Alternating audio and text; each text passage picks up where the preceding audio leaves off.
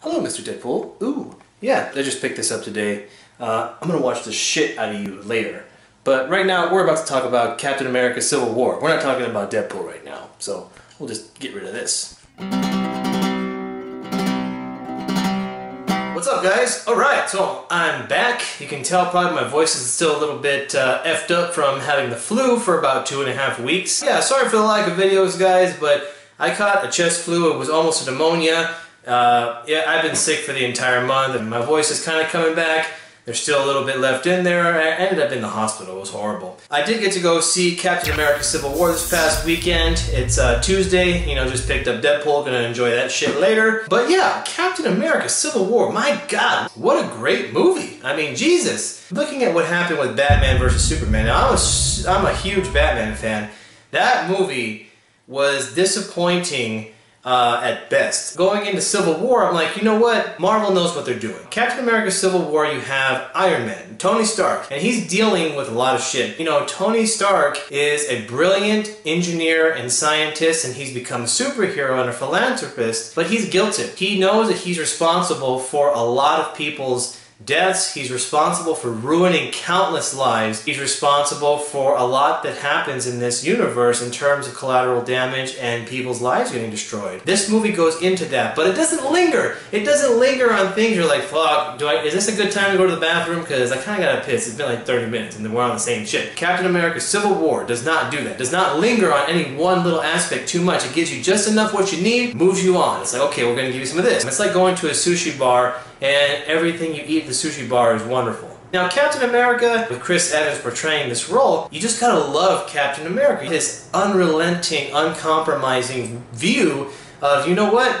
If that guy has to go do something, if that guy has to go, you know, sacrifice himself, or she has to go through things, if she has to go sacrifice herself, I have no right to not do the same thing. If they're not coming out, I'm not coming out. And Captain America's character is like that in this movie. Now, first of all, Civil War is a movie about Captain America. This is a true sequel in the legacy. Captain America Civil War is also a movie that brings all of these plot points, all of these characters. You have Black Widow, you have, you know, Falcon. I don't even remember all the characters. There are so many damn characters in this movie, but they're not wasted. Every character in this movie has a moment. Even Ant-Man. Ant-Man has several hilarious moments where you're just like, God, that's the Ant-Man that I love from that movie, man. I love it. It's great. Black Panther, he has a very powerful and pivotal role in the way they introduced Black Panther's character in this movie. I cannot wait to see the standalone movie. It's going to be amazing. The Amazing Spider-Man, or not the Amazing Spider-Man, just the real Spider-Man. The Spider-Man that we all know and love from the comic books and from the early 1990s cartoon series. And I gotta say, best thing about Captain America Civil War wasn't Captain America or Iron Man beating the shit out of each other. It was the Black Panther and Spider-Man. And they were just brought to the screen just perfectly. It was wonderful, it was tasty, it was great. The positives of Captain America Civil War are plentiful. It's almost a perfect movie. It really is. It teeters on that edge. Every single plot device is utilized correctly and put together and edited almost perfectly. Really quickly, some of the best positives of this movie. Story. I care about every single character in this movie. Now, you see in the commercials when they're all going to start squaring off on each other and fighting each other.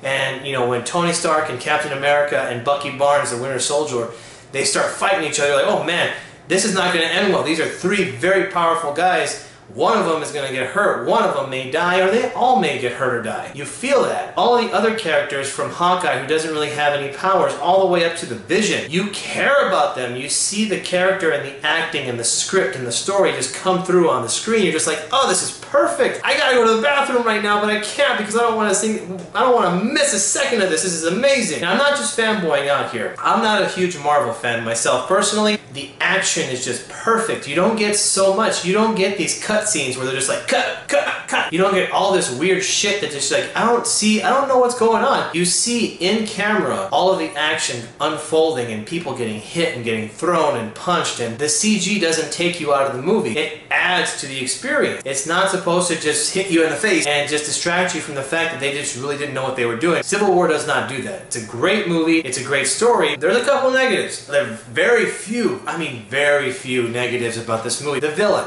The main villain of this character, and I'm not going to spoil this for you, but it's not your typical villain. The villain here is kind of like a mastermind behind the curtain manipulating the situation. I felt like he was a little bit wasted. You know, if you'd have just given me a little bit more of what that person's life was like and their motivation, I think I would have been more invested in the villain. I would have said, ooh man, this guy's a real, you know, maniacal son of a bitch. The other negatives about this movie, some of the plot devices that push the story along, like the whole, you know, Accords. They're called Accords in this movie, saying that there's 170 countries that have all agreed. I'm like, how do 170 countries agree on anything?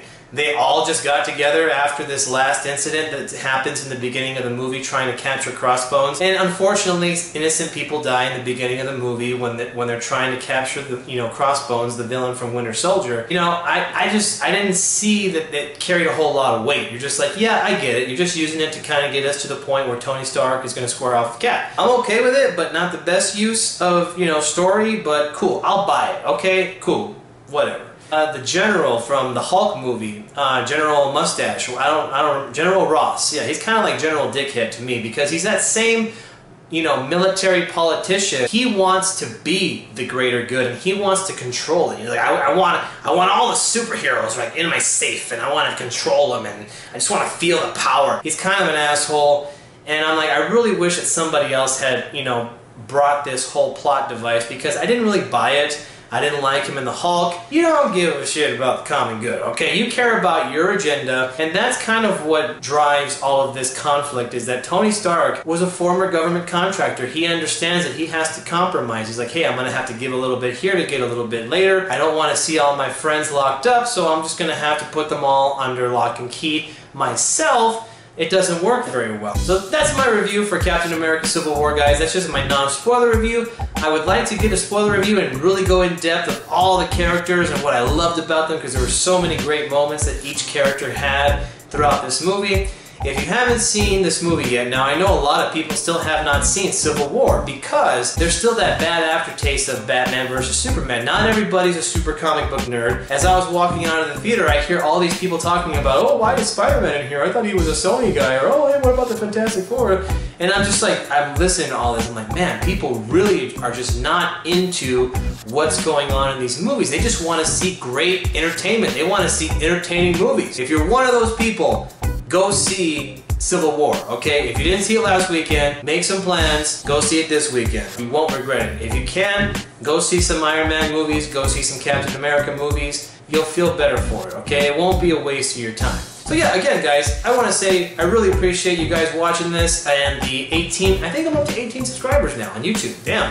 This was just kind of just a fun spare time thing for me to talk to a camera and talk about shit that I like. And yeah, now I have a couple of subscribers and I've gotten some great feedback. People say that I'm kind of entertaining and kind of silly and they like watching it. So I'm going to keep doing it, guys. I'm going to keep doing movie reviews. I'm going to keep talking about other stuff that I find interesting. There's a lot of movies coming out, guys, and there's so many that have come out just in the last 4 weeks that I've been sick that I have not been able to go see. If you guys like this, please do me a favor. Like, subscribe, share it. If you find my ugly face and my weird voice entertaining, let other people know because it helps me, it encourages me, and the more positive feedback I get or negative feedback I get, I'm just going to keep doing it. So alright guys, we'll talk to you guys in the next one. Thanks.